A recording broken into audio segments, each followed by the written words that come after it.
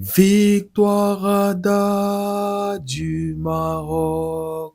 Pour ceux qui ne connaissent pas, ils vont jouer les 16e de finale de la Coupe du Monde, les amis.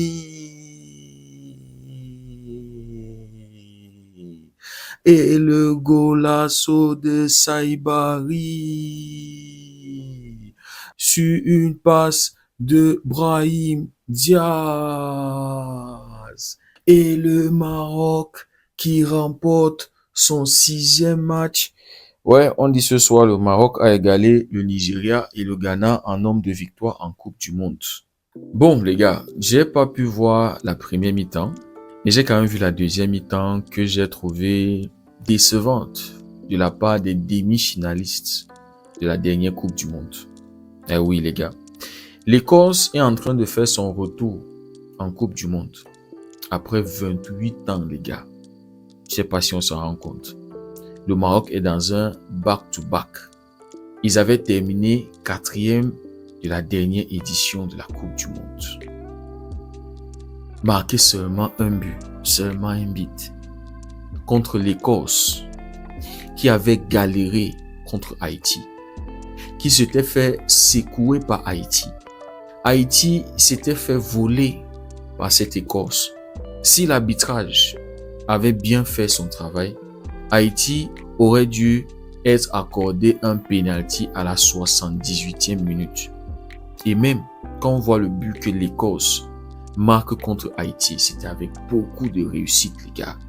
Une frappe de McGinn qui n'était pas du tout bonne, mais qui va être déviée par les défenseurs pour tromper le gardien. Donc moi, quand je voyais Écosse-Maroc, les gars, je m'attendais déjà à une démonstration de la part du Maroc. Parce qu'on parle quand même du Maroc, qui était 6e classement mondial FIFA. Et on apprend après ce match-là que le Maroc est passé à la 5e place. Moi, je comprends pas. La FIFA fait le classement avant que la Coupe du Monde se termine. Je comprends pas trop, les gars. Mais bon, 5e nation FIFA. Tu joues contre l'Écosse, qui est en train de faire son grand retour en Coupe du Monde. Et tu ne marques qu'un seul but. Et ce but-là était arrivé à la 2e minute du match. La passe de Brahim Diaz, exceptionnelle. L'appel de Saibari dans le dos de la défense, exceptionnel. L'angle où il va conclure, marquer ce but-là. Franchement, il n'y a rien à dire sur ce but-là. Mais de la 2e minute jusqu'à la fin de ce match, ne plus avoir un but, c'est criminel, les gars. C'est décevant. Et c'est le péché des sélections africaines. Moi, je me dis que ça va nous handicaper. Oui, ils vont aller en 16e de finale.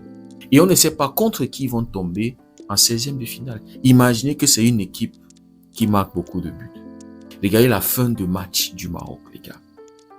Si l'Écosse avait un peu de qualité offensive, s'ils avaient des vrais attaquants, le Dykes est entré en jeu.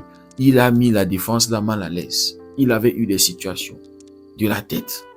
Le petit Gannon, c'est Gannon Duck, comme ça. Le petit est entré en jeu et il a énormément perturbé la défense du Maroc.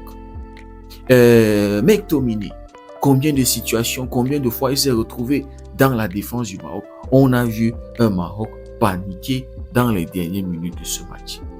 Tout au long de la 2e mi-temps, c'était un exercice de conservation de balles. Ils étaient dans un faux rythme. Les gars étaient là en mode sécurité. On ne se livre pas, on ne se découvre. Non. C'est-à-dire, quand on vous appelle les Brésiliens d'Afrique, non les gars, allez, on est en train de vous référer à l'époque où le Brésil marchait sur le monde. Techniquement, collectivement, individuellement. Après nous avoir montré, je sais pas, je vais dire 5-10 minutes contre le Brésil, que vous êtes capable d'élever le niveau technique. Non, moi je m'attendais pas à un résultat comme ça contre l'Écosse. Déjà 1-0 à la pause. Décevant les gars. Donc quand je prends les statistiques de ce match, première mi-temps, possession largement pour le Maroc, 65%. XG 0,6. 3 grosses occasions. Un seul but marqué les gars. On parle du Maroc là. Deuxième mi-temps, 56% de possession, XG 0,3. Je faisais la remarque ici, là. Le Maroc, ça débute le match là-bas en haut, ça termine en bas. C'est-à-dire, ça devient vulnérable en deuxième mi-temps. C'est facile de les atteindre. On l'avait vu contre la Norvège. La Norvège marque le but à la deuxième mi-temps. Donc, XG 0,3, 0 grosse occasion, 7 tirs, un seul cadré, les gars. C'est décevant. Deuxième mi-temps, ils vont tirer 7 fois. Regardez la magnifique occasion. Tu as Hakimi sur le côté qui va donner une balle en profondeur à Brahim Diaz. Brahim Diaz qui rate son contrôle, les gars. Il avait juste à bien gérer cette balle. De l'autre côté, tu avais Saïbari qui faisait l'appel. Libre de tout marquage. Il glisse à Saïbari 2-0. C'est-à-dire, normalement, le Maroc devait marquer 2 buts contre l'Écosse, les gars. C'est pour ça que je suis déçu. Ce match-là, le Maroc devait coller le même score qu'ils avaient collé à Madagascar. Oui, contre Madagascar, les petits comme ça, là, vous allez claquer les 4 buts. Contre le Burundi, 5. Mais on veut voir ces performances-là en Coupe du Monde. Marquer ces buts-là contre les gars comme Écosse, on verra bien contre Haïti. Parce que si Haïti a pu secouer l'Écosse, peut-être on aura Haïti aussi qui va secouer le Maroc. Peut-être le Maroc va encore marquer un but. Donc les gars, je suis déçu. Quand tu prends Brésil-Maroc, 1,2 de XG en première mi-temps. Deuxième mi-temps, 0,1 de XG. Le but était arrivé à la 21e minute. Le Maroc a cette réputation, la première mi-temps, ils sont au top, ils ouvrent le score, mais derrière. Mais après, ils n'arrivent plus à mettre le coup du marteau. Ils n'arrivent plus à mettre ce but-là. C'est-à-dire qu'ils te sécurisent le match, qui te garantit la victoire. Regardez comment ça a paniqué en fin de match aujourd'hui contre l'Écosse. L'Écosse pouvait revenir dans ce match. C'est-à-dire, les gars, c'est des trucs qui arrivent toujours, ou bien presque toujours dans le foot. Ce soir, le Maroc a échappé. Généralement, on sait que quand tu ne tues pas ton adversaire, tu le laisses en vie. C'est à tes risques et périls. Parce qu'il suffit qu'il ait une bonne occasion et il revient au score. Surtout les 1-0, les 2. On voit ça avec le Barça. 2-0 ne suffit pas. Combien de fois on a mené 2-0 et on se fait remonter au score? Donc, 1-0, 1-0, avec les sélections africaines, là, ça devient fatigant. C'est insuffisant pour aller loin dans la compétition, les gars. Donc, franchement, les gars, nous sommes dans le round 2. Et on a déjà 2 sélections qui sont qualifiées.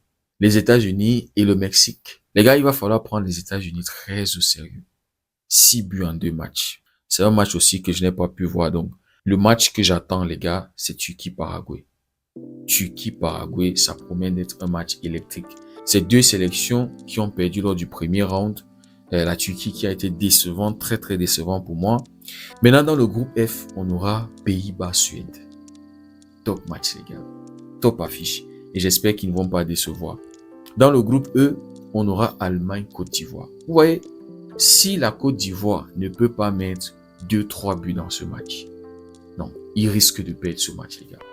Parce qu'ils vont faire face à la meilleure attaque actuellement de cette Coupe du Monde. Avec 7 buts marqués. Les choses de 1-1 but là, 1-1 but, on marque un but, on est incapable de mettre le deuxième. Pourtant, on se crée des occasions. Pourtant, on a des situations de marquer.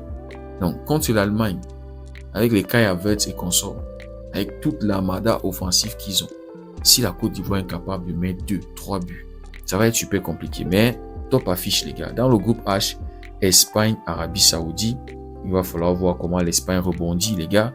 Et puis, on aura Uruguay, Cap-Vert. Après la grosse performance du Cap-Vert contre l'Espagne, et on a un tonton Vosinha qui est devenu une superstar grâce à cette Coupe du Monde. Donc ces matchs promettent d'être très très divertissants, les gars. Maintenant, dans le groupe I, on aura Norvège-Sénégal. Après la déception du Sénégal contre la France, la Norvège qui a bien débuté avec un doublé de Erling Haaland, la Norvège va vouloir absolument gagner ce match pour valider son billet pour le prochain tour. Maintenant, c'est au Sénégal de ne pas nous décevoir une deuxième fois. Parce que ce match-là, normalement, il must win. C'est un match qu'ils doivent gagner. Dans le groupe G, Belgique-Iran. Ça promet aussi d'être un top match. On aura Nouvelle-Zélande-Égypte. L'Égypte doit battre la Nouvelle-Zélande, les gars. Mais encore le même problème. Est-ce que l'Égypte sera capable de marquer plus d'un but? parce qu'un but n'avait pas suffi contre la Belgique. Eux, ils avaient même aidé la Belgique à revenir dans ce match. Mais les amis, l'Égypte doit battre la Nouvelle-Zélande. Dans le groupe K, Congo-Colombie, top affiche. Portugal, Ouzbékistan. L'Ouzbékistan avait fait un top match contre la Colombie, les gars.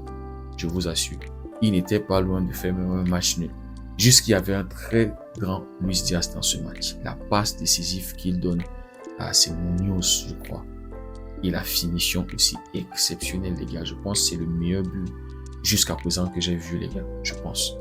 Bref, le Portugal, Ouzbékistan, là, ça promet d'être un top match. Surtout après le match décevant des Portugais contre le Congo. Maintenant, dans le groupe L, on aura Angleterre, Ghana. Et ce match sera pour le groupe. Voilà, parce que le Ghana avait gagné son premier match contre le Panama. L'Angleterre avait battu la Croatie. Donc, les gars, voilà les grosses affiches qu'on aura pour ce deuxième round. Dites-moi ce que vous en pensez en commentaire. Si le contenu vous a plu, likez, partagez. Pour ceux qui découvrent cette communauté, n'hésitez surtout pas à nous rejoindre. Merci beaucoup d'avoir suivi la vidéo. On se dit à très bientôt. Passez une belle nuit et que Dieu vous garde.